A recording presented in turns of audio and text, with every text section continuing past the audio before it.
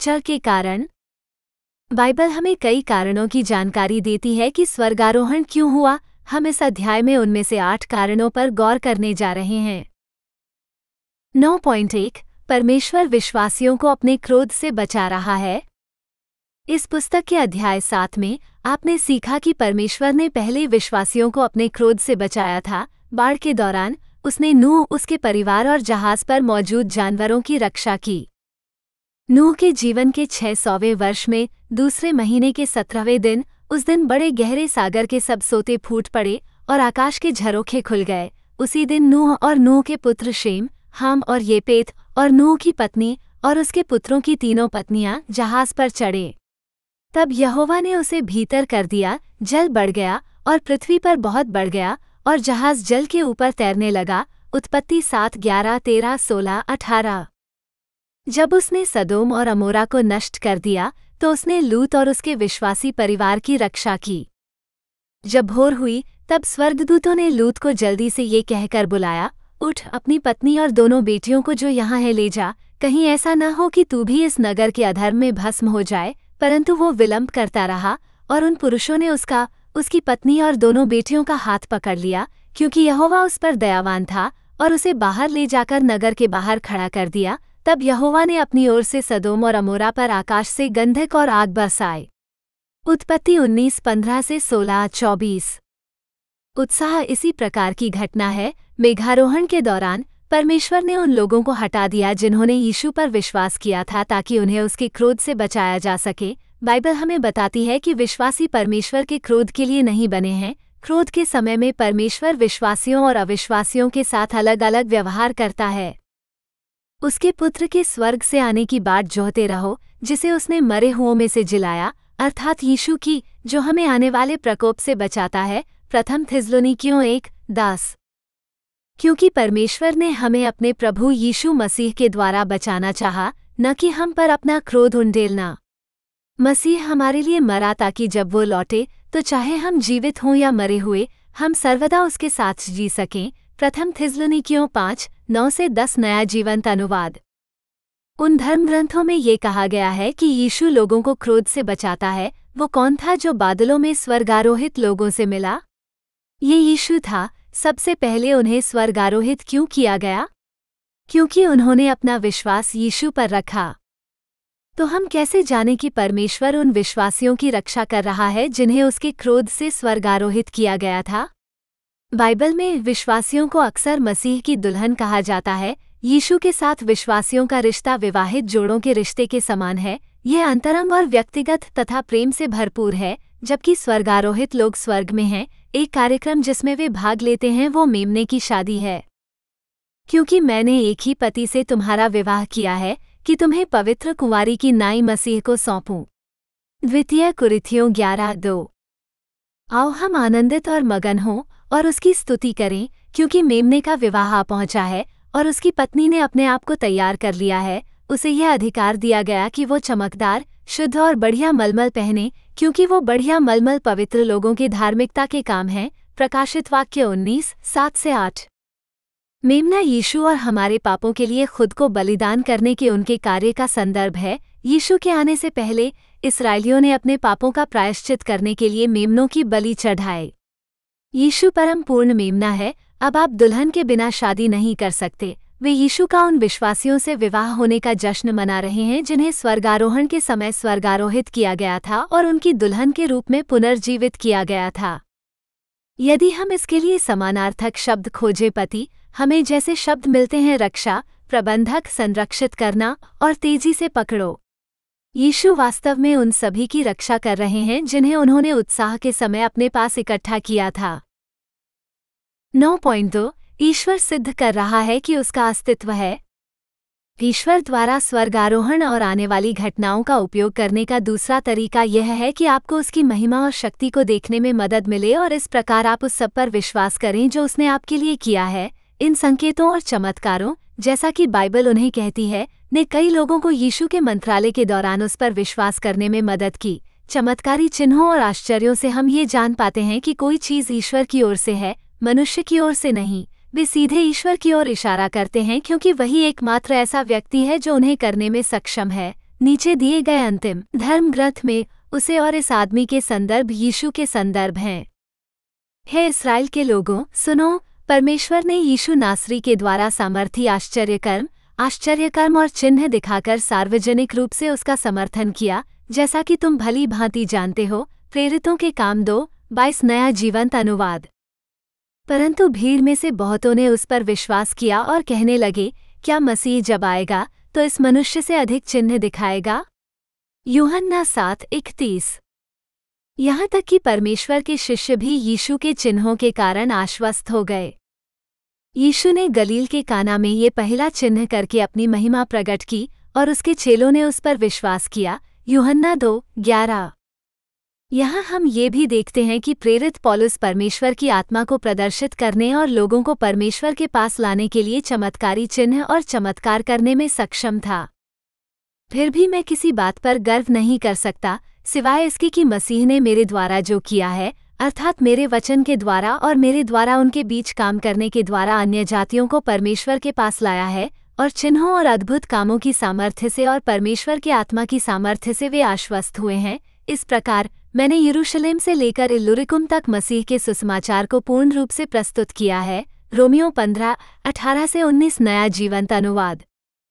पुराने नियम के समय में जब इज़राइल मिस्र की कैद में था, भगवान ने मिस्र के फिरौन को दिखाने के लिए संकेतों और चमत्कारों का इस्तेमाल किया कि वो वास्तव में भगवान था। आप देखिए, मूसा ने फिरौन से मांग की कि इस्राएलियों को परमेश्वर के अधिकार पर स्वतंत्र कर दिया जाए। फिरौन परमेश्वर को नहीं जानता था। चिन्ह और चमत्कार यह है कि परमेश्वर ने स्वयं को फिरौन के सामने कैसे प्रकट किया। हालांकि इजरायली वास्तव में परमेश्वर को नहीं जानते थे, परमेश्वर ने फिरौन के विरुद्ध जो 10 विपत्तियां भेजी, उनसे इस्राएलियों को ये देखने में सहायता मिली कि परमेश्वर कितना शक्तिशाली है। इससे उन्हें उस पर भरोसा करने में मदद मिली। भरोसा रखो कि वो उन्हें कैद से निकाल लेगा।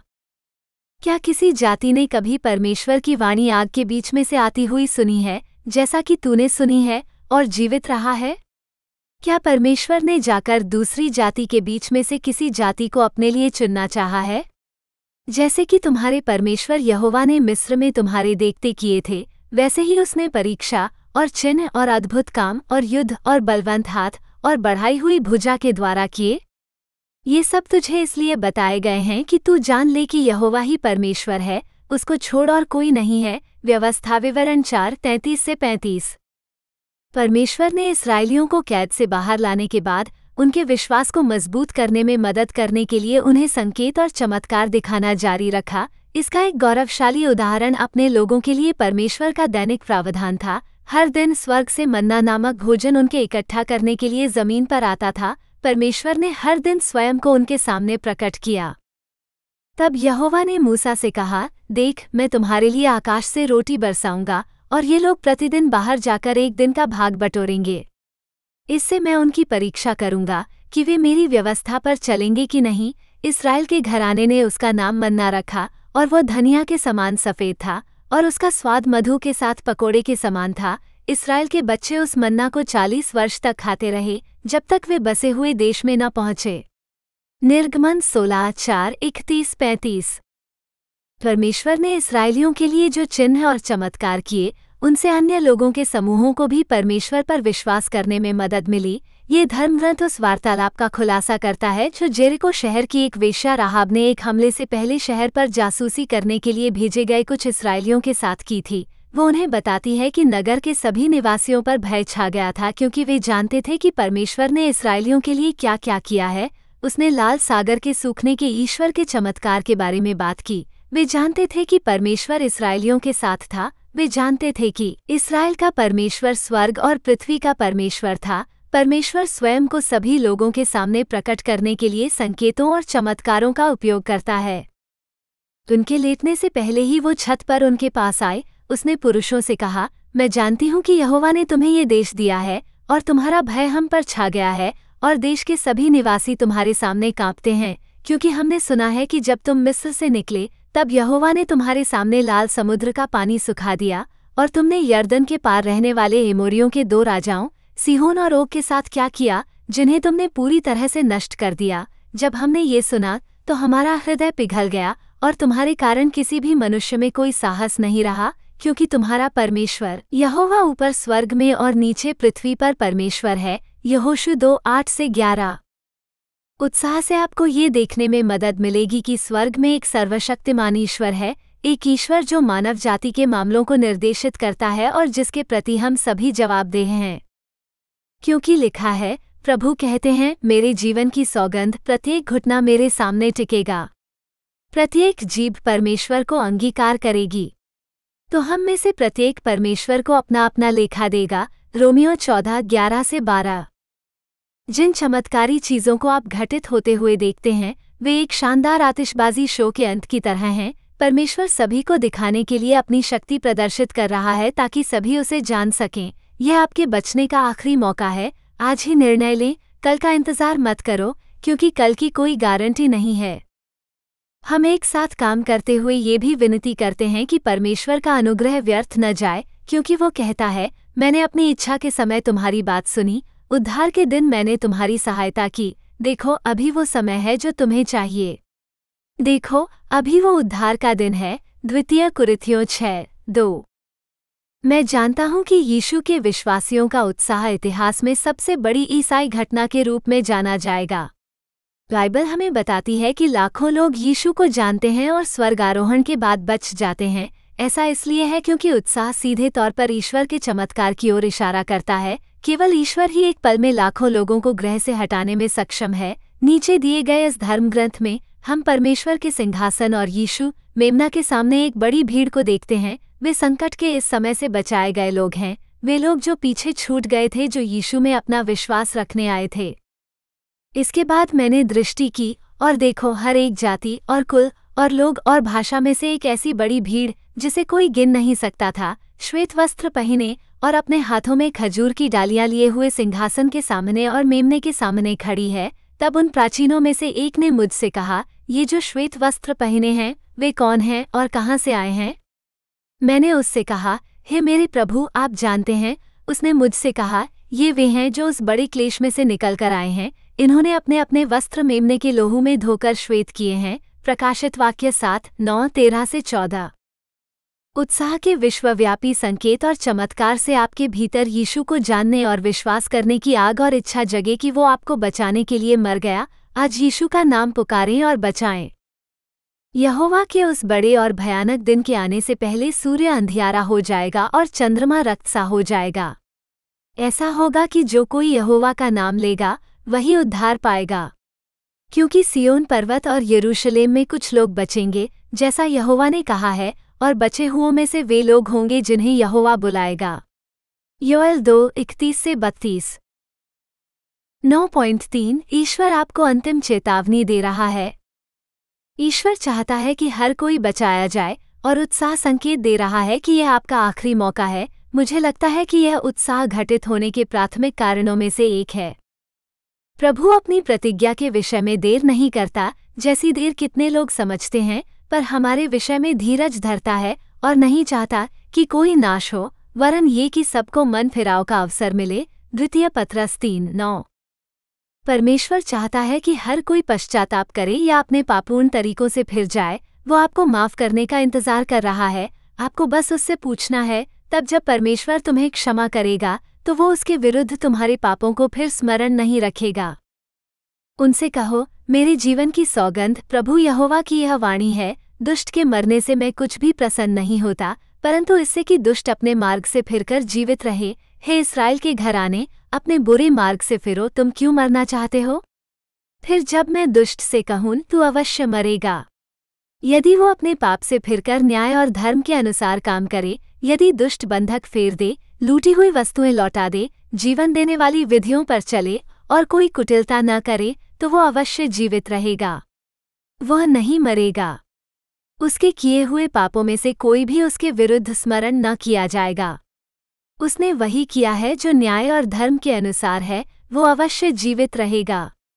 तो अभी तेरे लोग कहते हैं, यहोवा का मार्ग ठीक नहीं है, परंतु उनका मार्ग ठीक नहीं है। यहेजकेल 33:11-14-17।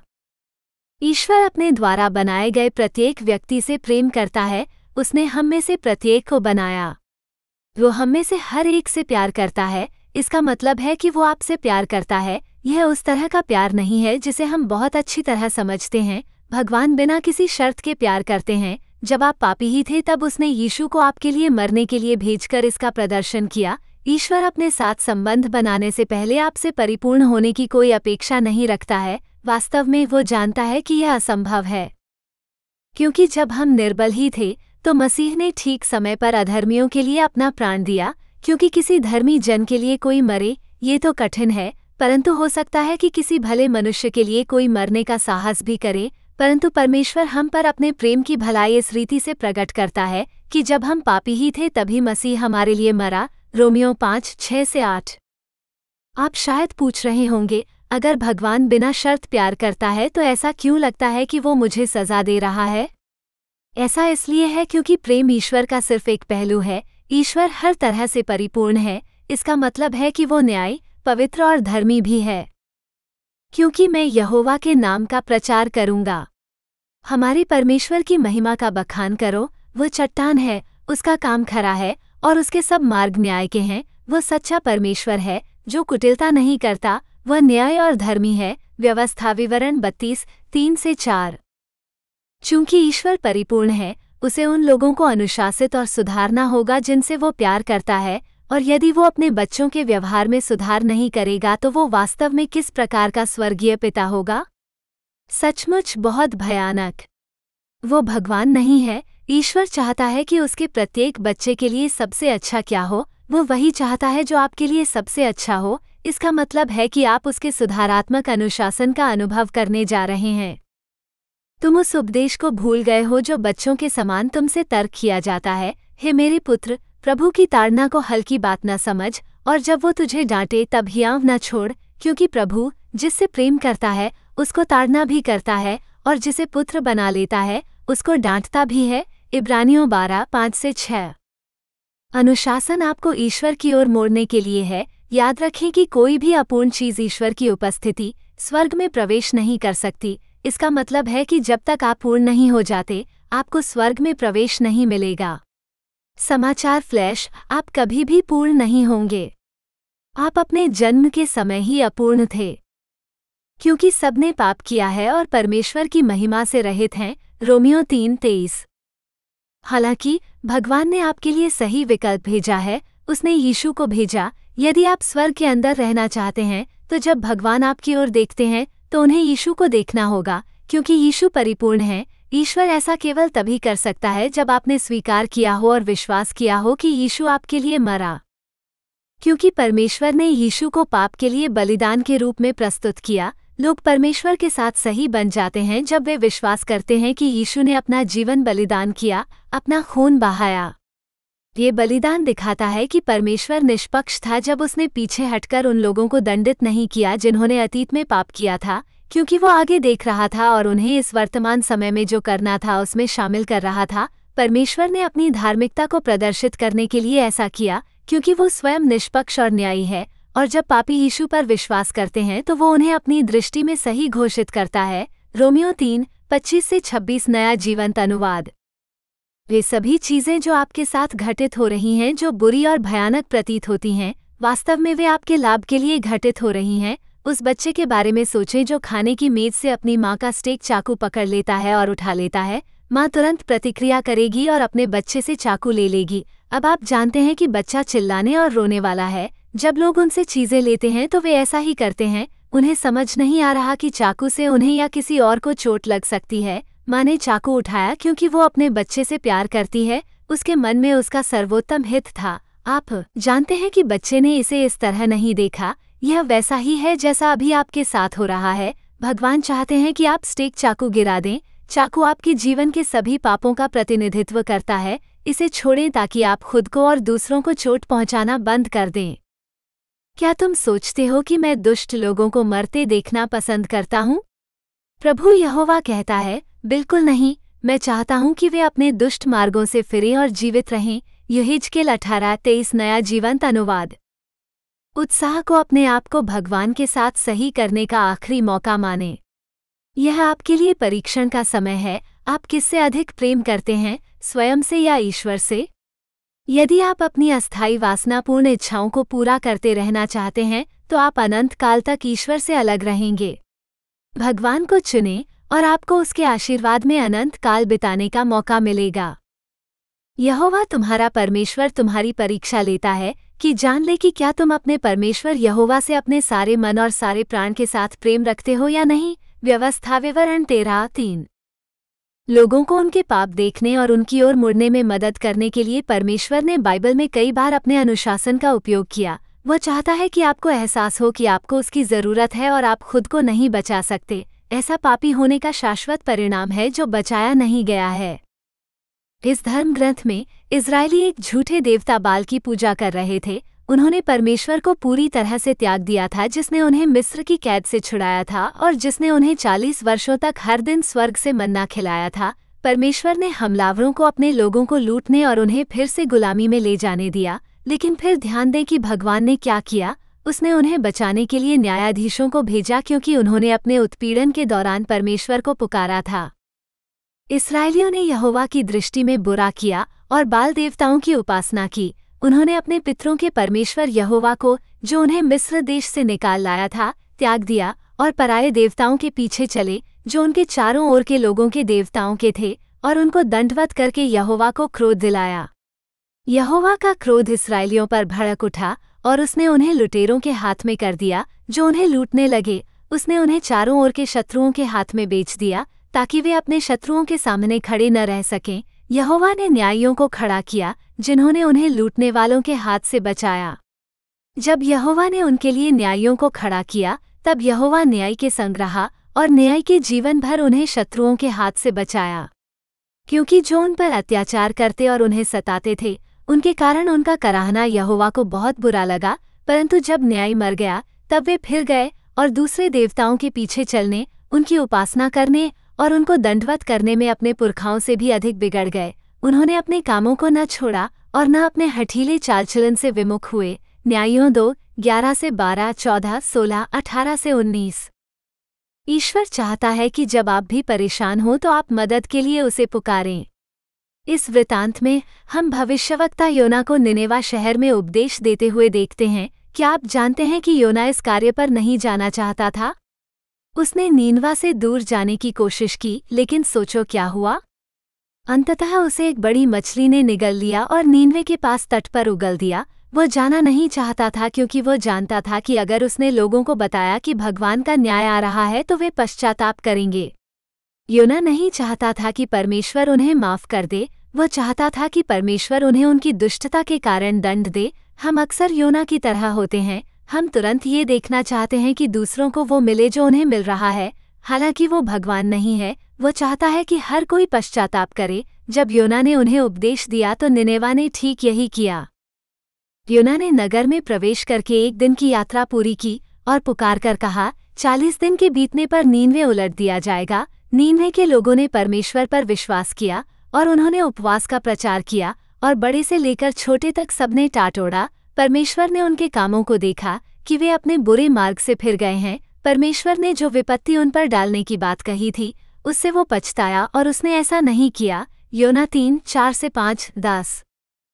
नीनवा नगर अपने बुरे मार्ग से फिर गया, इसलिए परमेश्वर ने उन पर विपत्ति नहीं लाए। ये भगवान का वादा है। यदि आपने अपने व्यवहार के लिए ईमानदारी से खेद व्यक्त किया है और आप अब उस तरह का कार्य नहीं करना चाहते हैं, तो जब आप भगवान से क्षमा मांगेंगे तो वो वास्तव में क्षमा कर देगा।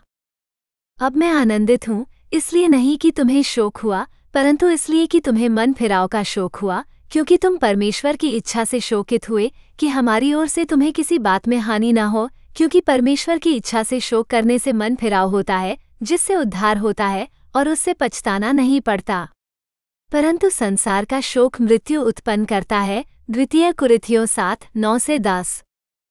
उत्साह एक महत्वपूर्ण मील का पत्थर घटना है, जिसने संकेत दिया कि यीशु का दूसरा आगमन शीघ्र ही निकट आ रहा है। स्वर्गारोहण के बाद क्लेश की अवधि होती है, जो 7 वर्षों तक चलती है। नीचे दिए गए इस पवित्र शास्त्र में वो एक दृढ़ वाचा बनाएगा तक सब कुछ पहले ही हो चुका है। एक सप्ताह 7 वर्ष की अवधि है, तो 70 सप्ताह 490 वर्ष है। ये घड़ी 69वें सप्ताह पर रुक गई, जब अभिषिक्त जन को काट दिया गया। ये तब रुका जब यीशु की हत्या कर दी गई। ये घड़ी फिर से तब शुरू होती है जब इजराइल के साथ 1 सप्ताह यानी 7 साल के लिए संधि या समझौता किया जाता है।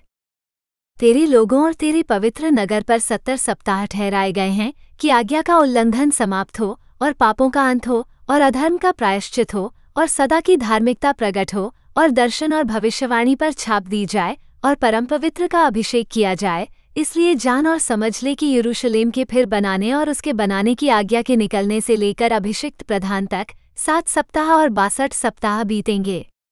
संकट के समय में भी इसे सड़क और खाई सहित फिर बनाया जाएगा। 62 सप्ताह के बीतने पर अभिषिक्त जन काट डाला जाएगा और उसके पास कुछ भी नहीं रहेगा। आने वाले प्रधान के लोग नगर और पवित्र स्थान को नाश कर देंगे। इसका अंत जल प्रलय से होगा और युद्ध का अंत भी होगा।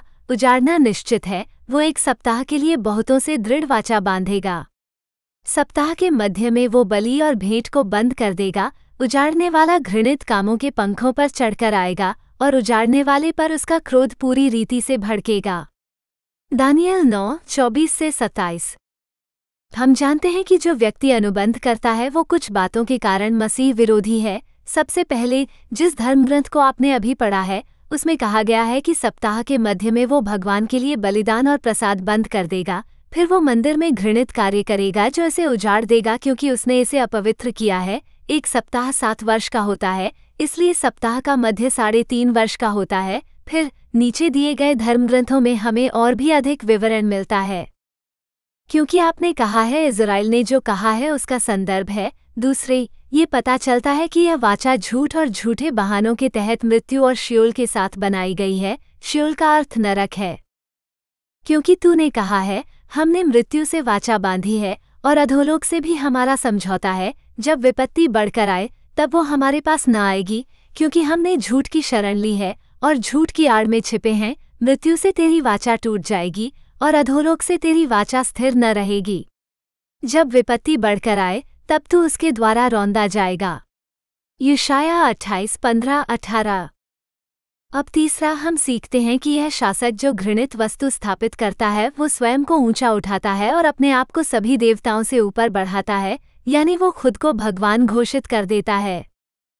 उसके पक्ष में सेनाएं खड़ी होंगी और वे पवित्र स्थान अर्थात गढ़ को अपवित्र करेंगी और नित्य होमबलि को बंद कर देंगी। तब वे उजाड़ने वाली घृणित वस्तुएं स्थापित करेंगी। राजा अपनी इच्छा के अनुसार काम करेगा। वो अपने आप को महान बनाएगा और सब देवताओं से अधिक बड़ा ठहराएगा और देवताओं के परमेश्वर के विरुद्ध अद्भुत बातें कहेगा। जब तक क्रोध पूरा न हो जाए तब तक वो सफल होता रहेगा, क्योंकि जो ठाना गया है वो पूरा होगा। दानियल 11:31-36। आपको पता चला कि झूठ का पिता कौन है जिसने कहा कि वो भगवान जैसा बनना चाहता है? उसके और उसकी सेना के लिए नर्क बनाया गया था। ये शैतान है। शैतान मसीह विरोधी पर कब्जा कर लेगा। उसे शरीर में शैतान के रूप में सोचो। इज़राइल ने इसी के साथ सौदा किया है और वे इसे जानते हैं। बाइबल यह नहीं बताती कि स्वर्गारोहण और क्लेश कब शुरू होने के बीच कितना समय बीता है। यह उसी दिन हो सकता है या 1 साल बाद हो सकता है।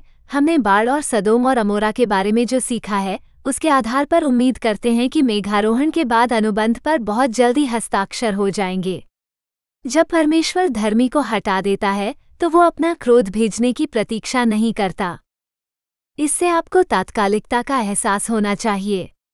यह अत्यावश्यक है कि आप मरने से पहले यीशु पर विश्वास करें, जो किसी भी समय हो सकता है। यदि आप उन कुछ लोगों में से एक हैं जो क्लेश से बच गए हैं, तो आपको उस 7 साल की अवधि के अंत में यीशु के वापस आने से पहले विश्वास करने की आवश्यकता है। जो कोई विश्वास नहीं करेगा उसे आग की झील में फेंक दिया जाएगा।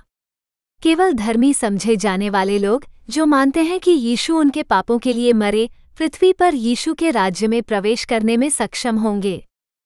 यह आपकी आखिरी चेतावनी है। नीनवा के लोगों की तरह चेतावनी पर ध्यान दें। विश्वास करें कि यीशु आपके लिए मरे और उनसे अपने पापों को क्षमा करने के लिए कहें। 9.4 परमेश्वर अपने वादे पूरे कर रहा है। बाइबल में कुछ प्रमुख उत्साहपूर्ण ग्रंथों में हम सीखते हैं कि जब भगवान विश्वासियों को स्वर्गारोहित करते थे तो वे वादे पूरे कर रहे थे। उनमें से एक यीशु का वापस लौटने और अपने अनुयायियों को इकट्ठा करने का वादा था। तुम्हारा मन व्याकुल न हो, परमेश्वर पर विश्वास रखो, मुझ पर भी विश्वास रखो। मेरे पिता के घर में बहुत से घर हैं, यदि ऐसा न होता तो मैं तुम्हें बता देता। मैं तुम्हारे लिए जगह तैयार करने जा रहा हूँ। यदि मैं जाकर तुम्हारे लिए जगह तैयार करूँ तो फिर आकर तुम्हें अपने यहाँ ले जाऊँगा, कि जहाँ मैं रहूँ वहाँ तुम भी रहो। यूहन्ना 14:1-3। पृथ्वी पर अपने मंत्रालय के दौरान यीशु अक्सर स्वर्ग के बारे में बात करते थे। वो वही है जो उपरोक्त छंदों में बोल रहा है। उसने अपने शिष्यों से कहा कि वो जा रहा है, लेकिन वो उन्हें लेने के लिए वापस आएगा। जब वे प्रतीक्षा कर रहे थे तो उन्हें ये जानकर सांत्वना मिलनी चाहिए कि वो उनके लिए अनंत काल तक अपने साथ रहने के लिए जगह तैयार कर रहा है। दूसरा, उन विश्वासियों को पुनर्जीवित करने का परमेश्वर का वादा है जो पहले ही मर चुके थे। आरंभिक चर्च के विश्वासियों के बीच इस बात को लेकर चिंता थी कि उनके प्रियजनों के साथ क्या हुआ जो यीशु में विश्वास करते थे लेकिन यीशु के दूसरे आगमन से पहले ही मर चुके थे। उन्हें आश्चर्य हुआ कि क्या वे पुनर्जीवित होंगे और क्या वे उन्हें दोबारा देखेंगे। प्रेरित पौलुस ने उन्हें ये जानकर सांत्वना देने के लिए कहा कि उनके शरीरों को पुनर्जीवित किया जाएगा और उत्साह के समय गौरवशाली नए शाश्वत अमर शरीर में बनाया जाएगा। इन छंदों में सो गया का अर्थ है मर गया।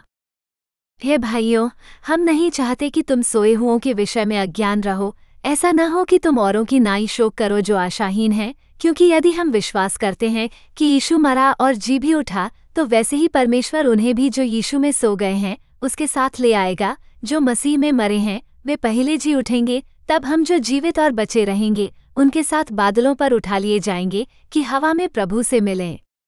प्रथम थिस्सलुनीकियों 4:13-14, 16-17। मृत विश्वासियों का ये पुनरुत्थान उत्साह में घटित होने वाली पहली घटना है। फिर जो विश्वासी पृथ्वी पर जीवित थे उन्हें ले जाया गया और वे पुनर्जीवित विश्वासियों और यीशु से बादलों में मिले। भगवान हमेशा अपने वादे पूरे करते हैं। हर्षोल्लास इसका एक बड़ा उदाहरण है। जान लें कि आप ईश्वर पर भरोसा कर सकते हैं क्योंकि वो जो कहता है उसे करने में विश्वास योग्य है। इसलिए जान रख कि तेरा परमेश्वर यहोवा ही परमेश्वर है। वो विश्वासयोग्य ईश्वर है। जो उससे प्रेम रखते और उसकी आज्ञाएं मानते हैं उनके साथ वो 1000 पीढ़ी तक अपनी वाचा बांधता और उन पर करुणा करता रहता है। व्यवस्था विवरण 7:9।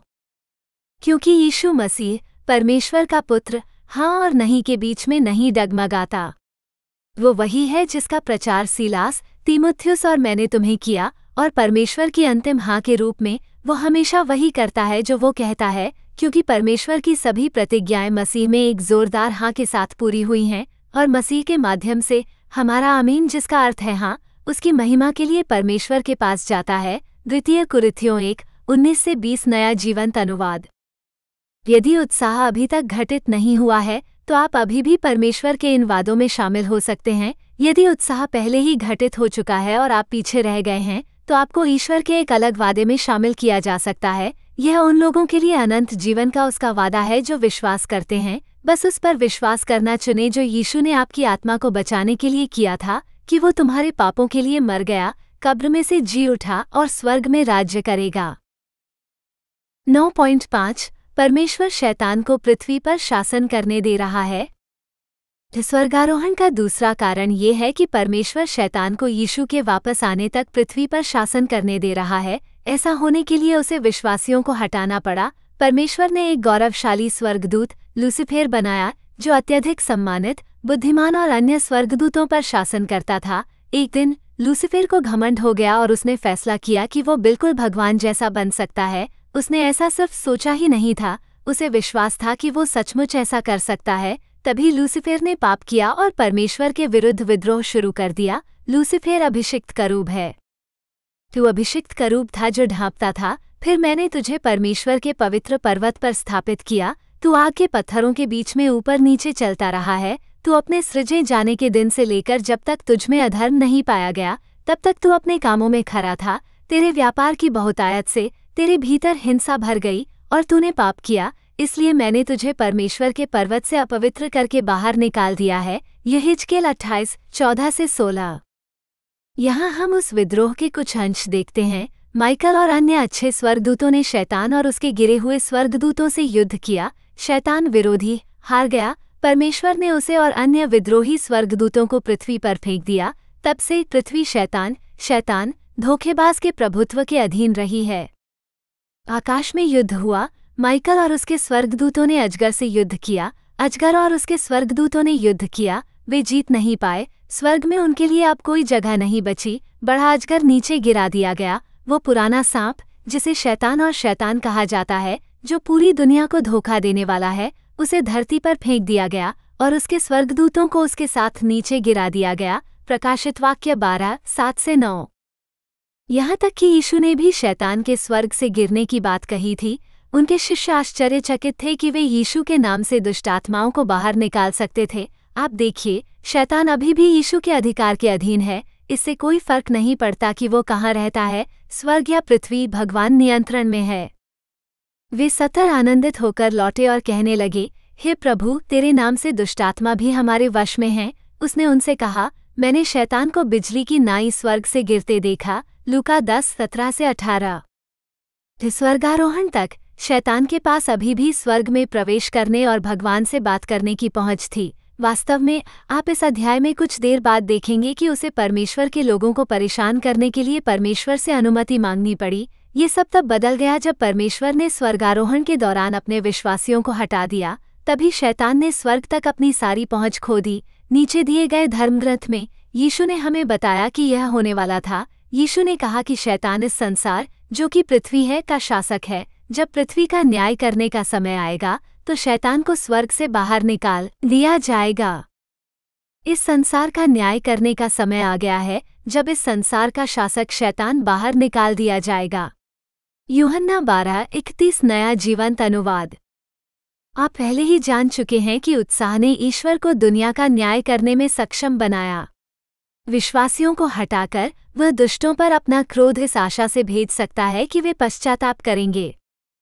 तो परमेश्वर शैतान को पृथ्वी पर अनियंत्रित रूप से चलने की अनुमति क्यों देगा? शैतान परमेश्वर की योजना का हिस्सा है। स्वर्गारोहण के बाद शैतान हर तरह का क्रोध भड़काने वाला है। याद रखें कि वो आपसे नफरत करता है क्योंकि भगवान आपसे प्यार करता है और वो जानता है कि नरक में डाले जाने से पहले उसके पास पृथ्वी पर बहुत कम समय बचा है, तो वो गुस्से से भरा हुआ है। ईश्वर अक्सर लोगों को उसे, उसकी सच्चाई और उसकी अच्छाई को देखने में मदद करने के लिए शत्रु का उपयोग करता है। आप जानते हैं कि शैतान ईश्वर की एकमात्र रचना नहीं थी जिसे स्वर्ग से बाहर निकाल दिया गया था। जब आदम और हव्वा ने पाप किया तो उन्हें अदन के बगीचे से, जो मूलतः स्वर्ग था, बाहर निकाल दिया गया और पृथ्वी पर ला दिया गया। यहाँ तक कि परमेश्वर ने बगीचे की रखवाली करने और वापस आने का रास्ता रोकने के लिए एक स्वर्गदूत को भी तैनात किया। परमेश्वर ने आदम, हव्वा और शैतान से भी कहा था कि उनके बीच निरंतर शत्रुता या घृणा रहेगी, लेकिन एक दिन ऐसा आएगा जब मनुष्य शैतान के सिर को कुचल देगा। उस समय शैतान अपने पापों और अपराधों के लिए जवाब देगा और आग की झील में अनंत काल बिताएगा। नीचे दिए गए इन धर्मग्रंथों में पुरुष एडम है, महिला ईव है और सर्प शैतान है। परमेश्वर ने कहा, क्या तूने उस वृक्ष का फल खाया है जिसके फल को खाने से मैंने तुझे मना किया था? पुरुष ने कहा, जिस स्त्री को तूने मेरे संग रहने को दिया है, उसी ने मुझे उस वृक्ष का फल दिया और मैंने खाया। यहोवा परमेश्वर ने स्त्री से कहा, तूने यह क्या किया है? स्त्री ने कहा, सांप ने मुझे बहका दिया और मैंने खा लिया। यहोवा परमेश्वर ने सांप से कहा, तूने जो ये किया है, इसलिए तू सब घरेलू पशुओं और सब बनेले पशुओं से अधिक शापित है। तू अपने पेट के बल चलेगा और जीवन भर मिट्टी चाटता रहेगा। मैं तेरे और स्त्री के बीच में और तेरे वंश और उसके वंश के बीच में बैर उत्पन्न करूंगा। वो तेरे सिर को कुचलेगा और तू उसकी एड़ी को डसेगा। उत्पत्ति 3:11-15। यहोवा परमेश्वर ने कहा, देखो, मनुष्य भले बुरे का ज्ञान पाकर हम में से एक के समान हो गया है। अब ऐसा न हो कि वो हाथ बढ़ाकर जीवन के वृक्ष का फल भी तोड़कर खा ले और सदा जीवित रहे। इसलिए यहोवा परमेश्वर ने उसे अदन की वाटिका से बाहर भेज दिया ताकि वो उस भूमि पर खेती करे जहाँ से उसे निकाला गया था। इसलिए उसने मनुष्य को बाहर निकाल दिया और उसने अदन की वाटिका के पूर्व की ओर करूबों को और चारों ओर घूमने वाली ज्वालामय तलवार को जीवन के वृक्ष के मार्ग की रखवाली के लिए नियुक्त किया। उत्पत्ति 3:22-24। शैतान के लिए यही आ रहा है। वो ये जानता है, वो परमेश्वर के वचन को हम में से किसी से भी बेहतर जानता है। इस तरह वो परमेश्वर के वचन को तोड़ मरोड़ कर पेश करने और लोगों को धोखा देने में सक्षम है। इस तरह उसने हव्वा को धोखा दिया। मुझे लगता है कि यह हमारे लिए और भी बुरा है, क्योंकि शैतान के पास बाइबल में परमेश्वर के सभी वचनों को पढ़ने और उनका अध्ययन करने के लिए हजारों साल हैं। इस आयत में शैतान है और जानवर मसीह विरोधी है। उन्हें धोखा देने वाला शैतान आग और गंधक की झील में फेंक दिया जाएगा, जहां पशु और झूठा भविष्यद्वक्ता भी होंगे। वे दिन रात युगानुयुग पीड़ा में रहेंगे। प्रकाशित वाक्य 20:10। शैतान ने पिछले कई हजार साल ईश्वर को हराने और अपनी शाश्वत सजा को रोकने की कोशिश में बिताए हैं। आप देखिए, शैतान अभी भी सोचता है कि वो जीत सकता है। मेघारोहण के बाद और क्लेशकाल के दौरान परमेश्वर शैतान को मानव जाति के साथ अपना रास्ता बनाने देता है। हालांकि शैतान तब तक पृथ्वी पर शासन नहीं कर सका जब तक कि सभी विश्वासियों को हटा नहीं दिया गया। जो कोई भी यीशु में विश्वास रखता है वो तुरंत शैतान और उसकी हरकतों को पहचान लेगा और उसकी सभी योजनाओं में बाधा डालेगा। यह एक और कारण है कि भगवान ने विश्वासियों को हटा दिया ताकि शैतान शासन कर सके। नीचे दिए गए धर्म ग्रंथ में प्रेरित पौल यीशु के दूसरे आगमन के बारे में बोल रहा है। वह कहते हैं कि विद्रोह पहले होता है और फिर पाप का आदमी, विनाश का पुत्र, वो जो खुद को भगवान के खिलाफ बढ़ाता है, जो खुद को भगवान कहता है, और अधर्मी प्रकट होता है। वैसे आपको अब तक पता होना चाहिए कि ये सभी एंटीक्रिस्ट, शैतान के आदमी की कठपुतली, स्वर्गारोहण के बाद के वैश्विक नेता के वर्णन करता है। धर्मग्रंथ भी हमें ये बताता है उसका आना सारी शक्ति और संकेतों के साथ शैतान का कार्य है। अब हे भाइयों, हमारे प्रभु यीशु मसीह के आने और उसके पास हमारे इकट्ठा होने के विषय में किसी रीति से किसी के धोखे में न आना, क्योंकि जब तक बलवा न हो ले और पाप का पुरुष अर्थात विनाश का पुत्र प्रकट न हो, जो सबसे जो परमेश्वर कहलाते हैं या पूज्य हैं, विरोध करता और अपने आप को बड़ा ठहराता है, यहाँ तक कि परमेश्वर के मंदिर में परमेश्वर बनकर अपने आप को परमेश्वर ठहराता है। अब तुम जान गए हो कि उसे क्या रोक रहा है कि वो अपने समय पर प्रकट हो, क्योंकि अधर्म का भेद अब भी काम कर रहा है। केवल एक है जो अब रोक रहा है कि वो मार्ग से हटा न दिया जाए। तब वो अधर्मी प्रकट होगा जिसे प्रभु अपने मुंह की फूंक से मार डालेगा और अपने आगमन के प्रकट होने से नाश करेगा। वो तो शैतान के कार्य के अनुसार सब प्रकार की झूठी सामर्थ और चिन्ह और अद्भुत काम के साथ आएगा। द्वितीय थिस्सलुनीकियों 2:1-3-4, 6-9। इससे पहले कि ईसा मसीह का शत्रु प्रकट हो सके, पहले कुछ और घटित होना था। वहां जो रोकता था उसे रास्ते से हटा दिया गया। तब अधर्मी मसीह विरोधी प्रकट होता है। इसका मतलब है कि रोकने वाला शैतान की शक्ति को रोक रहा था। केवल कोई सर्वशक्तिमान ही बुराई को रोक सकता है। रोकने वाला भगवान की पवित्र आत्मा है और यह उन सभी विश्वासियों के अंदर रह रहा था जिन्हें स्वर्गारोहित किया गया था। इसलिए परमेश्वर ने विश्वासियों को भी हटा दिया ताकि शैतान शासन कर सके। परमेश्वर शैतान को शासन क्यों करने देगा? चूंकि ईश्वर आपसे प्रेम करता है, इसीलिए यह आपके उद्धार के लिए ईश्वर और यीशु की ओर मुड़ने में आपकी सहायता करने के लिए है। बाइबल से इसका एक बड़ा उदाहरण अय्यूब है। अय्यूब परमेश्वर का जन था। परमेश्वर ने कहा कि पृथ्वी पर उसके जैसा कोई नहीं है। एक दिन परमेश्वर ने शैतान से पूछा कि वो पृथ्वी पर क्या कर रहा है और क्या उसने अपने सेवक अय्यूब पर ध्यान दिया है। शैतान ने कहा कि उसने ऐसा किया है और कहा कि अय्यूब केवल ईश्वर में विश्वास करता था, क्योंकि ईश्वर ने उसे आशीर्वाद दिया था कि यदि परमेश्वर उन आशीषों को छीन ले तो अय्यूब निश्चित रूप से परमेश्वर को त्याग देगा। आपको क्या लगता है भगवान ने क्या किया? नीचे दिए गए धर्म ग्रंथों में भगवान के पुत्र स्वर्गदूत हैं। अब जिस दिन परमेश्वर के पुत्र यहोवा के सामने उपस्थित हुए, शैतान भी उनके बीच में आया। यहोवा ने शैतान से पूछा, तू कहाँ से आया है?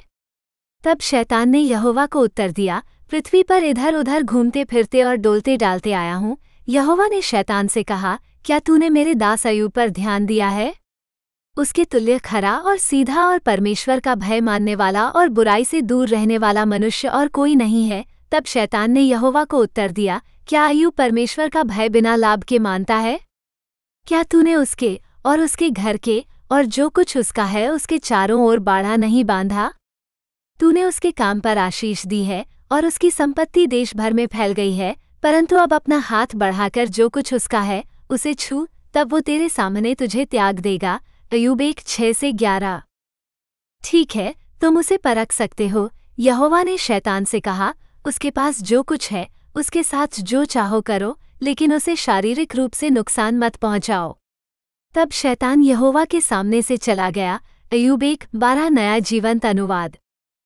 परमेश्वर ने शैतान को अय्यूब के साथ अपना अय्यूब करने दिया। मैं जानता हूं कि यह थोड़ा चौंकाने वाला है, लेकिन उसने अय्यूब और उसके विश्वास को परखने के लिए ऐसा किया। ये देखने के लिए कि क्या अय्यूब सचमुच परमेश्वर से प्रेम करता है, हम अध्याय 36 में ये देखने जा रहे हैं कि अय्यूब के साथ क्या हुआ और उसने कैसे प्रतिक्रिया दी। संक्षेप में कहें तो अय्यूब ने सब कुछ खो दिया, उसके सभी बेटे और बेटियां मर गईं, उसके सभी पशुधन मर गए और यहाँ तक कि परमेश्वर ने शैतान को अय्यूब के स्वास्थ्य पर हमला करने दिया। अय्यूब के साथ घटित सभी भयानक घटनाओं के दौरान उसने परमेश्वर को श्राप देने से इनकार कर दिया। इन सब बातों में भी अय्यूब ने न तो पाप किया, न ही परमेश्वर पर गलत काम करने का आरोप लगाया। अय्यूब 1:22। तब उसकी पत्नी ने उससे कहा, क्या तू अब भी अपनी खराई पर बना है? परमेश्वर को त्याग दे और मर जा। उसने उससे कहा, तू एक मूर्ख स्त्री की सी बातें करती है। क्या हम जो परमेश्वर के हाथ से भलाई लेते हैं, दुख न लें? इन सब बातों में भी अय्यूब ने अपने मुंह से कोई पाप नहीं किया। अय्यूब 2:9-10। उसके विश्वास की परीक्षा हुई और वो सफल हो गया। इसके बाद परमेश्वर ने अय्यूब को पहले से भी अधिक आशीर्वाद दिया। परमेश्वर ने उसका स्वास्थ्य, उसकी धन संपत्ति, पशुधन और उसके परिवार को बहाल कर दिया। ईश्वर हमारी परीक्षा लेता है ताकि जब हम उत्तीर्ण हों तो वो हमें पुरस्कृत कर सके। यहोवा ने अय्यूब की बंदी अवस्था को वापस लौटाया जब उसने अपने मित्रों के लिए प्रार्थना की। यहोवा ने अय्यूब को पहले से दुगना दिया, इसलिए यहोवा ने अय्यूब के पिछले दिनों को उसके पहले दिनों से ज्यादा आशीर्वाद दिया। उसके पास 14,000 भेड़ें, 6,000 ऊँट, 1,000 जोड़ी बैल और 1,000 गधियां थीं। उसके 7 बेटे और 3 बेटियां भी थीं। अय्यूब 42:10-12-13। अभी आपके साथ भी कुछ ऐसा ही हो रहा है। परमेश्वर आपको और आपके विश्वास को परखने के लिए शैतान को पृथ्वी पर आने दे रहा है। यदि आप पीछे रह गए हैं और आपने यीशु पर अपना विश्वास रखा है, तो परीक्षण का ये समय भगवान के साथ आपके रिश्ते को मजबूत करेगा। जैसा कि अय्यूब के साथ हुआ था, आप अय्यूब की तरह अटूट हो जाएंगे। नीचे दिया गया धर्मग्रंथ यीशु के शिष्यों में से एक पतरस द्वारा लिखा गया था। वो हमें बताता है कि हमारे विश्वास का प्रमाण सोने से भी अधिक कीमती है। जब आप अपने विश्वास की परीक्षा में उत्तीर्ण होते हैं तो ये प्रशंसा, महिमा, सम्मान और सबसे महत्वपूर्ण रूप से आपकी आत्मा की मुक्ति लाता है। और इस कारण तुम मगन हो। यद्यपि अवश्य है कि अब थोड़ी देर तक नाना प्रकार की परीक्षाओं के कारण शोकित भी हो, इसलिए कि तुम्हारा परखा हुआ विश्वास, जो आग में ताए हुए नाशमान सोने से भी अधिक बहुमूल्य है, यीशु मसीह के प्रकट होने पर प्रशंसा, महिमा और आदर का कारण ठहरे और अपने विश्वास का प्रतिफल अपनी आत्माओं का उद्धार पाओ। इसी उद्धार के विषय में भविष्यद्वक्ताओं ने बहुत खोजबीन की और खोजबीन की। वे उस अनुग्रह के विषय में जो तुम पर आने वाला था भविष्यद्वाणी करते थे कि मसीह का आत्मा जो उनमें था, जब उसने मसीह के दुखों और उनके बाद होने वाली महिमाओं की भविष्यद्वाणी की, तो वो किस और किस समय की ओर संकेत करता था, उन पर प्रकट किया गया कि इन बातों में वे अपनी नहीं वरन तुम्हारी सेवा करते थे। और अब पवित्र आत्मा के द्वारा जो स्वर्ग से भेजा गया, सुसमाचार सुनाने वालों के द्वारा तुम्हें समाचार मिला है, और जिन बातों को स्वर्गदूत भी देखने की लालसा रखते हैं। प्रथम पत्रस 1:6-7, 9-12। यदि आप पीछे रह गए हैं और यीशु पर विश्वास नहीं करने का निर्णय लेते हैं, तो भगवान आपको वही देने के लिए पृथ्वी पर शैतान के शासन का उपयोग कर रहे हैं जो आप मांग रहे हैं। आप ईश्वर या यीशु पर विश्वास नहीं करना चाहते। आप यह विश्वास नहीं करना चाहते कि पृथ्वी पर स्वर्ग और नर्क और आपके विकल्पों के शाश्वत परिणाम हैं। आप पाप का जीवन जीना चाहते हैं। आप अपना विश्वास धन और संपत्ति पर रखना चाहते हैं। आप अपना भगवान स्वयं बनना चाहते हैं। तुम्हारे पिता भगवान नहीं, शैतान है, तो भगवान तुम्हें वही दे रहा है जो तुम चाहते हो। शैतान आपका शासक और भगवान है। आइए देखें कि ईश्वर को न चुनने का वही निर्णय मिस्र के फिरौन के लिए कैसे काम आया। यह मिस्र में इसराइल की कैद के समय की बात है। मूसा ने मांग की कि फिरौन लोगों को परमेश्वर के अधिकार के अधीन जाने दे। चूंकि फिरौन ईश्वर को नहीं जानता था, इसलिए मूसा ने उसे दिखाने और यह साबित करने के लिए संकेतों और चमत्कारों का उपयोग किया कि ईश्वर वास्तव में एकमात्र ईश्वर था। मूसा ने अपनी लाठी आकाश की ओर बढ़ाई और यहोवा ने गरज और ओले बरसाए और बिजली धरती पर चमक उठी। यहोवा ने मिस्र देश पर ओले बरसाए। इस प्रकार बहुत भारी ओले पड़े और ओलों के साथ बिजली भी मिली हुई थी, जैसी मिस्र देश में तब से नहीं पड़ी थी जब से वो एक राष्ट्र बना था। ओले ने मिस्र देश के सारे खेत में जितने लोग थे, क्या मनुष्य क्या पशु, उन सब पर प्रहार किया। ओलों ने खेत की सारी घास को नष्ट कर दिया और खेत के सारे वृक्षों को तोड़ डाला। फिरौन ने मूसा और हारून को बुलवाकर कहा, इस बार मैंने पाप किया है। यहोवा धर्मी है और मैं और मेरी प्रजा दुष्ट हैं। यहोवा से प्रार्थना करो क्योंकि बहुत हो गया है, बहुत भारी गरज और ओले, मैं तुम लोगों को जाने देता हूँ और तुम अब और नहीं रहोगे।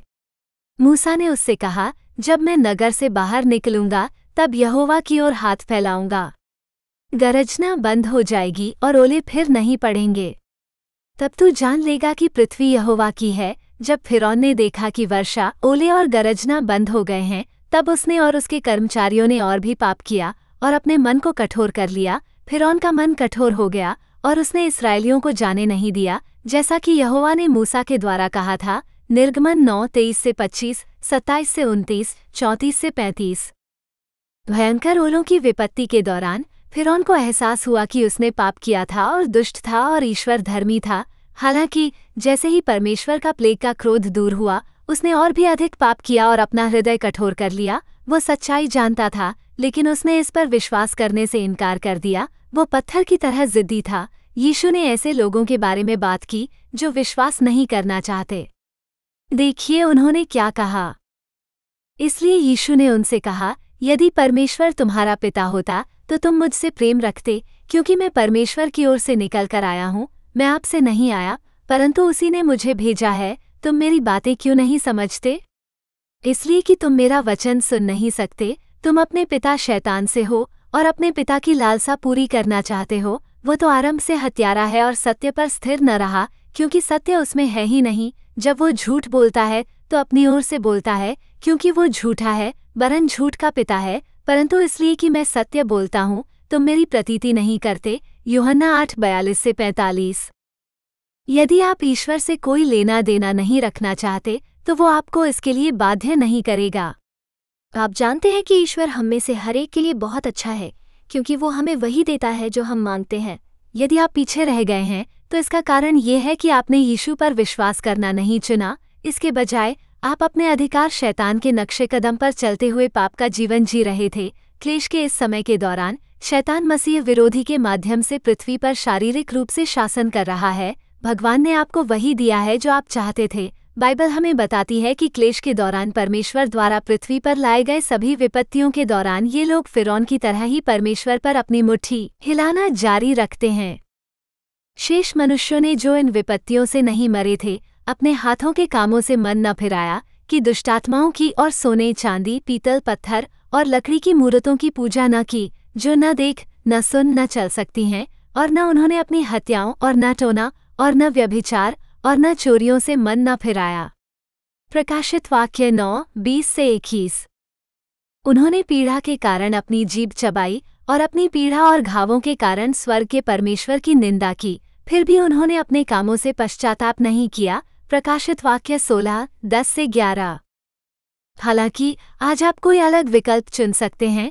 आपको फिरौन जैसा बनने की जरूरत नहीं है। आपको उन लोगों की तरह नहीं बनना है जो अपने पाप के लिए पश्चाताप करने से इनकार करते हैं। आपको परीक्षा के इस समय को अपने हृदय को कठोर नहीं होने देना है। शैतान के शासनकाल का ये समय आपको दिखाए कि वो वास्तव में कितना बुरा है और भगवान कितना अच्छा है। इस दौरान ईश्वर की शक्तिशाली शक्ति का निरीक्षण करें और विश्वास करना चुनें। अय्यूब की तरह विश्वास रखें और आप जीतेंगे और धन्य होंगे। 9.6 परमेश्वर दुष्टों को दंड दे रहा है। चूंकि ईश्वर न्यायकारी है, उसे दुष्टों को दंड देना ही होगा। सोचिए, जब कोई आपके साथ गलत करता है तो आपको कितना गुस्सा आता है। आप उन गलतियों के लिए न्याय चाहते हैं जो उन्होंने आपके विरुद्ध की हैं। परमेश्वर उस गलती के लिए भी न्याय चाहता है जो हम पापी लोग उसके विरुद्ध करते हैं। परमेश्वर एक ईमानदार न्यायी है। वो हर दिन दुष्टों से क्रोधित रहता है। भजन संहिता 7:11 नया जीवंत अनुवाद। परमेश्वर न्याय करने और दंड देने में सक्षम है, क्योंकि वही धार्मिकता का सच्चा न्यायाधीश है। ऐसा इसलिए है क्योंकि वो परिपूर्ण, पवित्र और न्यायकारी है। उसने सब कुछ बनाया और हमारे जीने के लिए नियम और कानून बनाए। केवल परमेश्वर ही, जिसने व्यवस्था दी है, न्यायी है। केवल उसी के पास बचाने या नाश करने की शक्ति है। याकूब 4:12 नया जीवंत अनुवाद। वो चट्टान है, उसके काम सिद्ध हैं। वो जो कुछ भी करता है वो न्यायपूर्ण और निष्पक्ष है। वो एक विश्वासयोग्य परमेश्वर है जो कोई गलत काम नहीं करता। वो कितना न्यायपूर्ण और सीधा है। व्यवस्था विवरण 32:4 नया जीवंत अनुवाद। उन्होंने परमेश्वर के सेवक मूसा का गीत और मेमने का गीत गाते हुए कहा, हे सर्वशक्तिमान प्रभु परमेश्वर, तेरे कार्य बड़े और अद्भुत हैं। हे जाति जाति के राजा, तेरे मार्ग ठीक और सच्चे हैं। प्रकाशित वाक्य 15:3। हमारी पसंद का परिणाम होता है क्योंकि ईश्वर ही वो न्यायाधीश है जिसके प्रति हम जवाबदेह हैं। क्योंकि लिखा है, प्रभु कहते हैं, मेरे जीवन की सौगंध, प्रत्येक घुटना मेरे सामने टिकेगा, प्रत्येक जीभ परमेश्वर को अंगीकार करेगी। तो हम में से प्रत्येक परमेश्वर को अपना अपना लेखा देगा। रोमियो 14:11-12। क्योंकि परमेश्वर धर्मी और न्यायी है, वो दुष्टता को नज़रअंदाज नहीं कर सकता, उसे इसके बारे में कुछ करना होगा। दुष्टता लगातार बढ़ती जा रही है और अंततः बड़ी संख्या में ऐसे लोग बन जाते हैं जो परमेश्वर से विमुख हो गए हैं। लोग परमेश्वर के वचन की उपेक्षा करते हैं। लोग यह मानने से इनकार करते हैं कि ईश्वर का अस्तित्व है और ईश्वर हमारी पूजा की मांग करता है और इसके योग्य है। इसमें ईश्वर के हस्तक्षेप की आवश्यकता है क्योंकि ईश्वर ही अंतिम न्यायाधीश है। आपको ये पसंद नहीं है जब लोग आपके खिलाफ अपराध करते हैं और फिर बच निकलते हैं और सजा से बच जाते हैं। आपको क्या लगता है भगवान कैसा महसूस करते हैं? भगवान सब कुछ देखता है, भगवान सब कुछ जानता है। परमेश्वर दुष्टता को दंड दिए बिना नहीं जाने देता। इस धर्म ग्रंथ में भगवान ने राजा सुलेमान से बात की और उसे चेतावनी दी कि यदि लोग भगवान से दूर हो गए और झूठे देवताओं की पूजा करेंगे तो क्या होगा। परमेश्वर उन्हें उस भूमि से उखाड़ देगा जो उसने उन्हें दी है और उन्हें उपहास का पात्र बना देगा। परंतु यदि तुम फिर जाओ और उन विधियों और आज्ञाओं को त्याग दो जो मैंने तुम्हें दी हैं और दूसरे देवताओं की सेवा और उनको दंडवत करो, तो मैं इस्राएल को अपने देश से जो मैंने उन्हें दिया है उखाड़ फेंकूंगा और इस भवन को जिसे मैंने अपने नाम के लिए पवित्र किया है अस्वीकार करूंगा। मैं इसे सब लोगों के बीच दृष्टांत और उपहास का विषय बना दूंगा। ये भवन मलबे का ढेर बन जाएगा। जो कोई इसके पास से होकर जाएगा वो विस्मित होकर कहेगा, यहोवा ने इस देश और इस भवन के साथ ऐसा क्यों किया? लोग उत्तर देंगे, क्योंकि उन्होंने अपने पूर्वजों के परमेश्वर यहोवा को जो उन्हें मिस्र से निकाल लाया था त्याग दिया और दूसरे देवताओं को अपना लिया और उनकी पूजा और सेवा की, इसलिए उसने उन पर यह सारी विपत्ति डाली। द्वितीय इतिहास 7:19-22 नया अंतर्राष्ट्रीय संस्करण। आप में से जो लोग पीछे छूट गए हैं उनके लिए बिल्कुल यही हो रहा है। तुम परमेश्वर से विमुख हो गए हो। आप मूर्तियों की पूजा कर रहे हैं, स्वयं की, राक्षसों की, पौधों की, जानवरों की। आप नाम बताएं। प्रेरित पौलुस हमें ये बताने में पीछे नहीं हटता कि क्लेश काल के दौरान परमेश्वर का क्रोध मानव जाति पर क्यों होता है। मैंने इन छंदों में दुष्ट मानव जाति के विरुद्ध 35 आरोप गिनाए। क्योंकि परमेश्वर का क्रोध तो उन लोगों की सब अभक्ति और अधर्म पर स्वर्ग से प्रकट होता है जो सत्य को अधर्म से दबाए रखते हैं, इसलिए कि परमेश्वर के विषय का ज्ञान उनके मन में प्रकट है, क्योंकि परमेश्वर ने उन पर प्रकट किया है। उसके अनदेखे गुण अर्थात उसकी सनातन सामर्थ और परमेश्वरत्व जगत की सृष्टि के समय से उसके कामों के द्वारा देखने में आते हैं कि वे निरुत्तर रहें, इसलिए कि उन्होंने परमेश्वर को जानकर भी परमेश्वर के योग्य बढ़ाई और धन्यवाद न किया, परंतु व्यर्थ विचार करने लगे, यहाँ तक कि उनका निर्बुद्धि मन अंधेरा हो गया। जिन्होंने परमेश्वर की सच्चाई को बदलकर झूठ बना डाला और सृष्टि की उपासना और सेवा की, न कि उस सृजनहार की जो सदा धन्य है, जो सब प्रकार के अधर्म, व्यभिचार, दुष्टता, लोभ, बैरभाव से भर गए, डाह, हत्या, झगड़ा, छल, बुरी आदतें, गुप्त रूप से बदनाम करने वाले, चुगलखोर, परमेश्वर से घृणा करने वाले, अभिमानी, डींगमार, बुरी बुरी बातों के बनाने वाले, माता पिता की आज्ञा टालने वाले, निर्बुद्धि, वाचा तोड़ने वाले, स्वाभाविक स्नेहरहित, क्षमाहीन, निर्दयी। वे परमेश्वर की यह विधि जानते हुए कि ऐसे ऐसे काम करने वाले मृत्यु के दंड के योग्य हैं, न केवल आप ही आप करते हैं वरन करने वालों से प्रसन्न भी होते हैं। रोमियो 1:18-21, 25-29-32।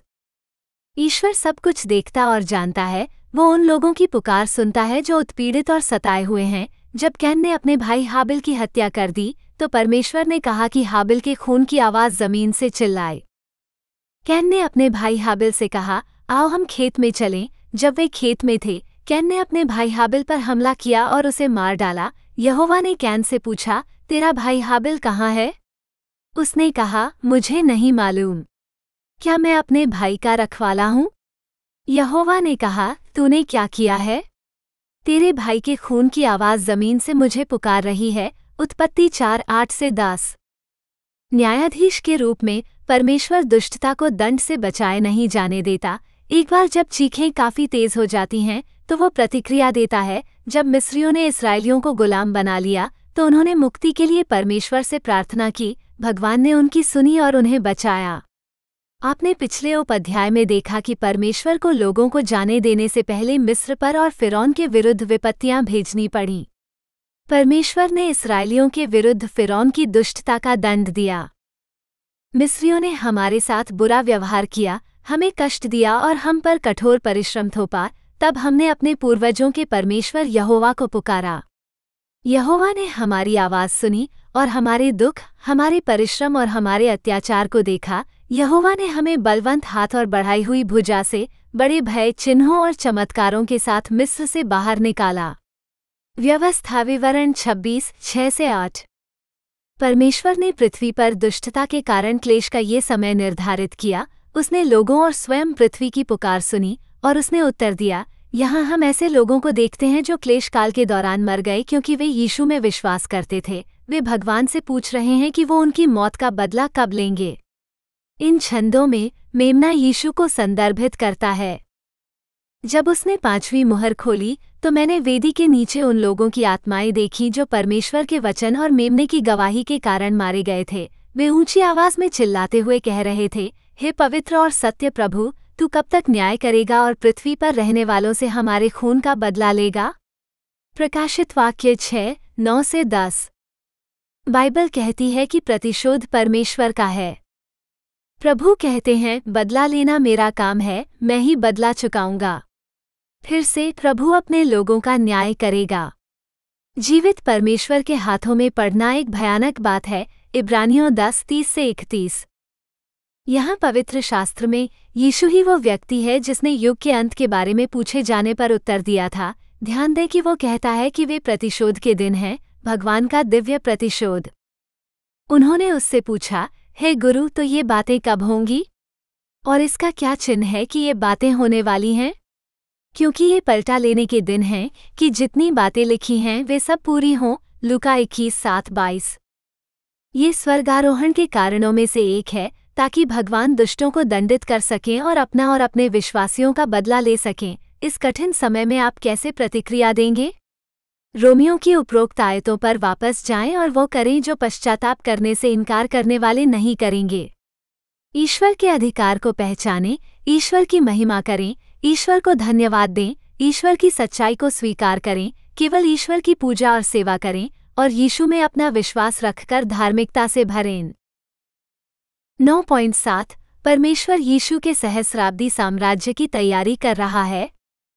भगवान यीशु के दूसरे आगमन की तैयारी के लिए उत्साह और संकट काल में होने वाली घटनाओं का भी उपयोग कर रहे हैं। यीशु 7 साल की क्लेश अवधि के अंत में शारीरिक रूप से पृथ्वी पर वापस आ रहे हैं। यीशु ने पृथ्वी पर अपने मंत्रालय के दौरान इस बारे में बात की थी। वो कहते हैं कि पीड़ा के तुरंत बाद वो क्लेश काल है, उनका चिन्ह आकाश में दिखाई देगा।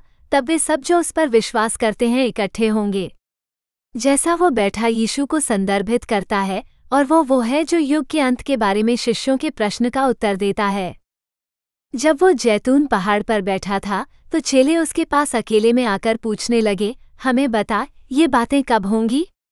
तेरे आने का और जगत के अंत का क्या चिन्ह है? परंतु उन दिनों के क्लेश के तुरंत बाद मनुष्य के पुत्र का चिन्ह आकाश में दिखाई देगा। तब पृथ्वी के सब कुलों के लोग छाती पीटेंगे और मनुष्य के पुत्र को बड़ी सामर्थ्य और ऐश्वर्य के साथ आकाश के बादलों पर आते देखेंगे। वो तुरही के बड़े शब्द के साथ अपने स्वर्गदूतों को भेजेगा और वे आकाश के एक छोर से दूसरे छोर तक चारों दिशाओं से उसके चुने हुओं को इकट्ठे करेंगे। मत्ती 24:29-31। यीशु पृथ्वी पर अपना राज्य स्थापित करने के लिए लौटे। वो 1000 वर्ष या 1 सहस्राब्दी तक पृथ्वी पर शासन करेगा।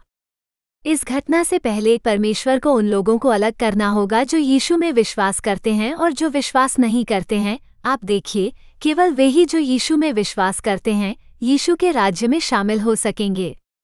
इससे कोई फर्क नहीं पड़ता कि वो व्यक्ति किस समय जीवित था, जब तक उन्होंने यीशु पर अपना विश्वास रखा है वे अंदर हैं। इसका मतलब है वे सभी विश्वासी जो स्वर्गारोहित हो गए थे, वे विश्वासी जो स्वर्गारोहण के बाद मर गए और वे विश्वासी जो यीशु के दूसरे आगमन के समय भी जीवित थे। इसमें वे सभी भी शामिल हैं जो यीशु के हमारे पापों के लिए मरने से पहले धर्मी माने जाते थे, यानी पुराने नियम के विश्वासी। ये धर्म ग्रंथ वर्णन कर रहा है कि यीशु के दूसरे आगमन पर क्या हो रहा है। सेनाओं ने उसका अनुसरण किया जो कि यीशु है। यीशु के मुंह से निकली तेज तलवार, यही उसका शब्द है। यीशु शासन करेगा। हम सीखते हैं कि सभी विश्वासियों को जीवन मिलता है और कुछ लोग यीशु के 1000 साल के राज्य के दौरान उसके साथ शासन भी करते हैं। यदि आप पीछे रह गए हैं, यदि आप यीशु पर विश्वास करना चुनते हैं तो यह आपका भविष्य हो सकता है। स्वर्ग की सेना श्वेत घोड़ों पर सवार होकर उसके पीछे पीछे श्वेत, शुद्ध और सुंदर मलमल पहने हुए चली आ रही थी। उसके मुख से चोखी दोधारी तलवार निकलती है कि वो जाति जाति को मारे। वो लोहे की छड़ से उन पर राज्य करेगा। मैंने सिंहासन देखे और लोग उन पर बैठ गए और उन्हें न्याय करने का अधिकार दिया गया। मैंने उन लोगों की आत्माओं को देखा जिनके सिर यीशु की गवाही और परमेश्वर के वचन के कारण काटे गए थे, और जिन्होंने न तो उस पशु की और न उसकी मूरत की पूजा की और न अपने माथे और हाथों पर उसका चिन्ह लिया। वे जीवित रहे और मसीह के साथ 1000 वर्ष तक राज्य करते रहे। शेष मरे हुए 1000 वर्ष पूरे होने तक जीवित न हुए। ये पहला पुनरुत्थान है। धन्य और पवित्र वो है जो पहले पुनरुत्थान का भागी है। इन पर दूसरी मृत्यु का कुछ भी अधिकार नहीं, पर वे परमेश्वर और मसीह के याजक होंगे और उसके साथ 1000 वर्ष तक राज्य करेंगे। प्रकाशित वाक्य 19:14 से 15, 20, 4 से 6। यदि आप पीछे रह गए हैं और आप यीशु में अपना विश्वास नहीं रखते हैं, तो आप अनंत काल तक यीशु के साथ नहीं रहना चाहते हैं।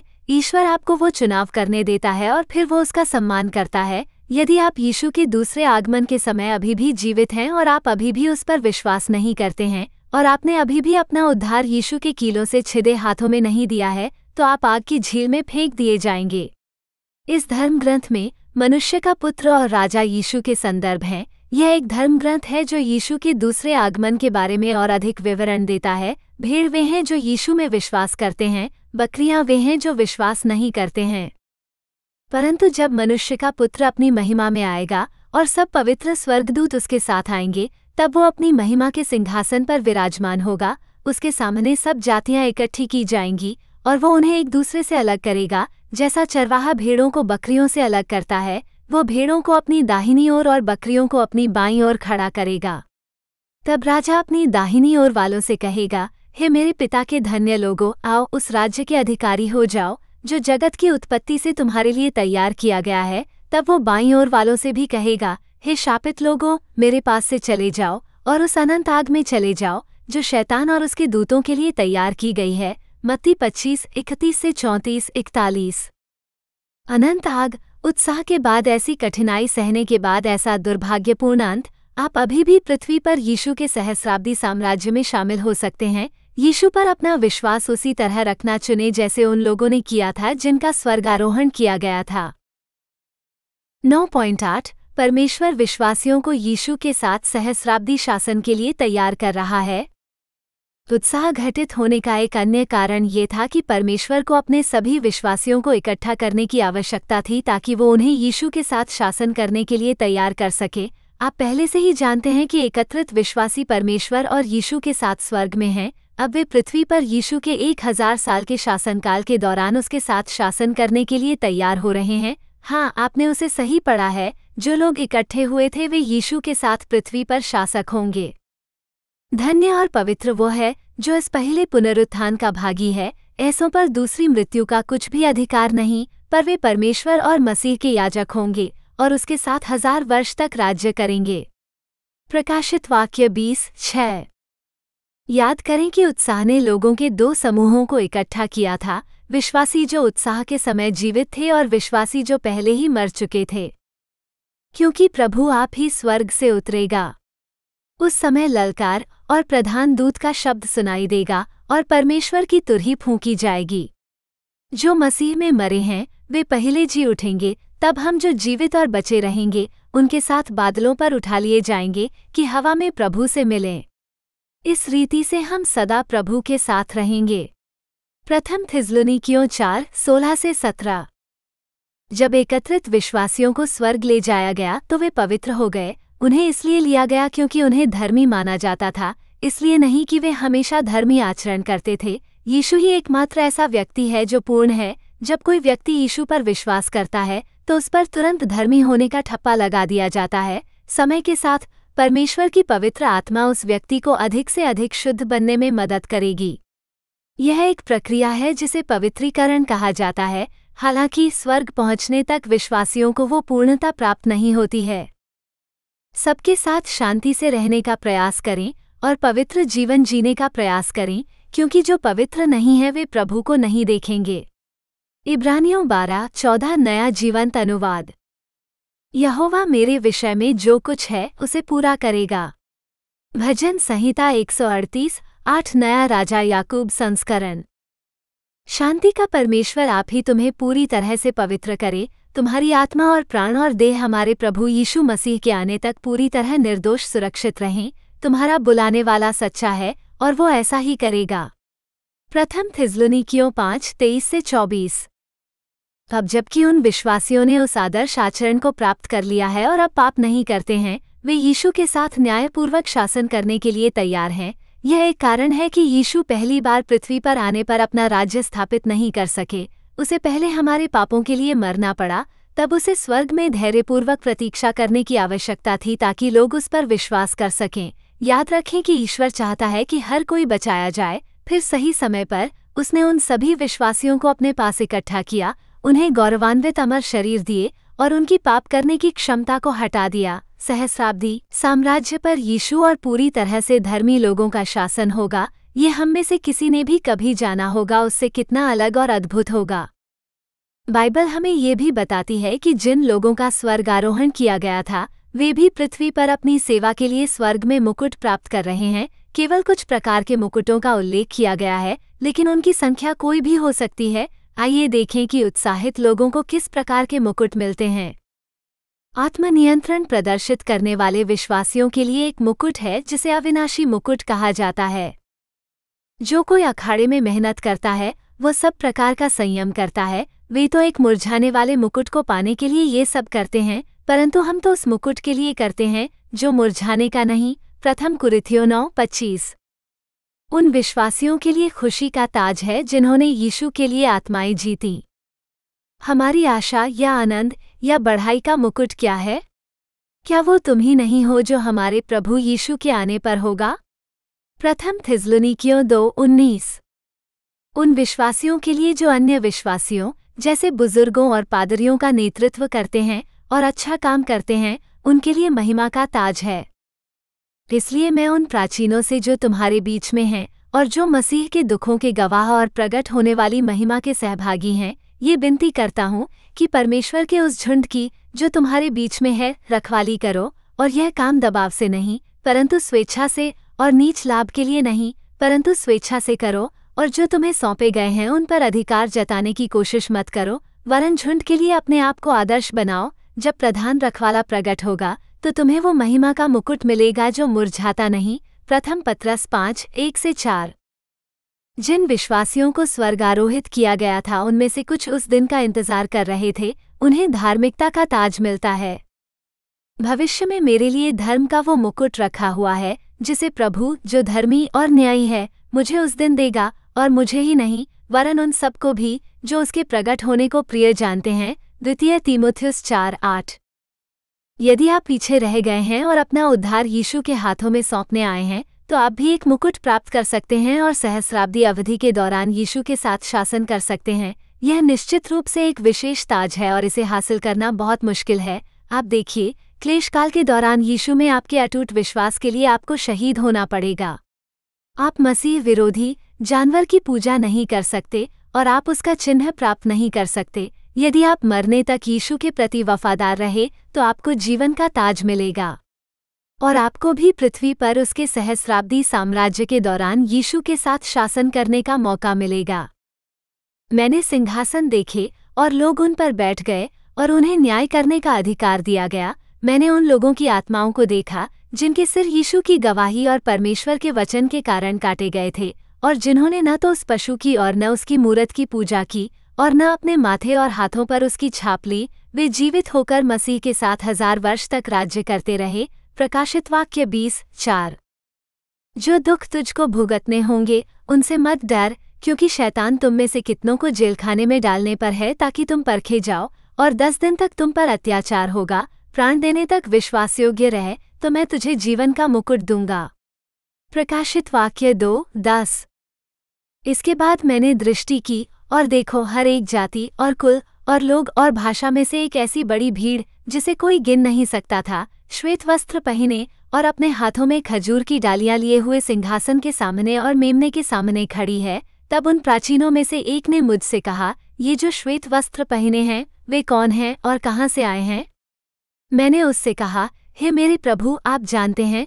उसने मुझसे कहा, ये वे हैं जो उस बड़े क्लेश में से निकल कर आए हैं। इन्होंने अपने अपने वस्त्र मेमने के लोहू में धोकर श्वेत किए हैं। प्रकाशित वाक्य 7:9-13-14। आप प्रतिष्ठित कंपनी से जुड़ेंगे। यीशु के कई शिष्य अपने विश्वास के लिए मर गए। नीचे दिए गए छंदों में आप देख सकते हैं कि याकूब को तलवार से मार दिया गया था। यीशु ने पतरस से कहा कि वो क्रूस पर चढ़कर मरेगा, जिसका वर्णन अपने हाथ फैलाव से किया गया है। स्तिफनुस को पत्थर मार मार कर मार डाला गया। वे सभी यीशु के शिष्य थे जो अपने विश्वास के लिए मर गए। उसी समय राजा हेरोदेस ने मंडली में से कितनों पर अंधेर करने के लिए हाथ बढ़ाया और यूहन्ना के भाई याकूब को तलवार से मरवा डाला। प्रेरितों के काम 12:1-2। मैं तुमसे सच सच कहता हूँ कि जब तुम जवान थे तो कपड़े पहनकर जहाँ चाहते थे वहाँ चलते थे, परंतु जब तुम बूढ़े होगे तो अपने हाथ फैला दोगे और दूसरा तुम्हें कपड़े पहनाएगा और जहाँ तुम नहीं जाना चाहते वहाँ तुम्हें ले जाएगा। यूहन्ना 21:18। हे हठीले और मन और कानों के खतना रहित लोगों, तुम सदा पवित्र आत्मा का विरोध करते हो। जैसा तुम्हारे पूर्वज करते थे वैसा ही तुम भी करते हो। भविष्यद्वक्ताओं में से किसको तुम्हारे पूर्वज ने नहीं सताया?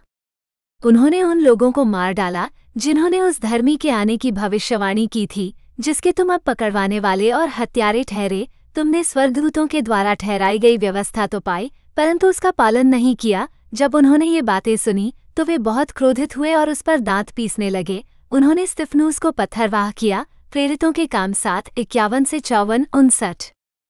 सबसे महत्वपूर्ण बात यह है कि यीशु अपनी मृत्यु के माध्यम से आपको बचाने की ईश्वर की क्षमता में अपने अटूट विश्वास के कारण मरे। आपकी आत्मा को बचाने के लिए यीशु शहीद हो गए। यह उसके लिए आसान नहीं था। वो जानता था कि उसे सूली पर चढ़ाया जाएगा। यह वही है जिसके लिए वो पृथ्वी पर आया था। वह जानता था कि उसे क्या सहना पड़ेगा। इन छंदों में यीशु ही बोल रहे हैं।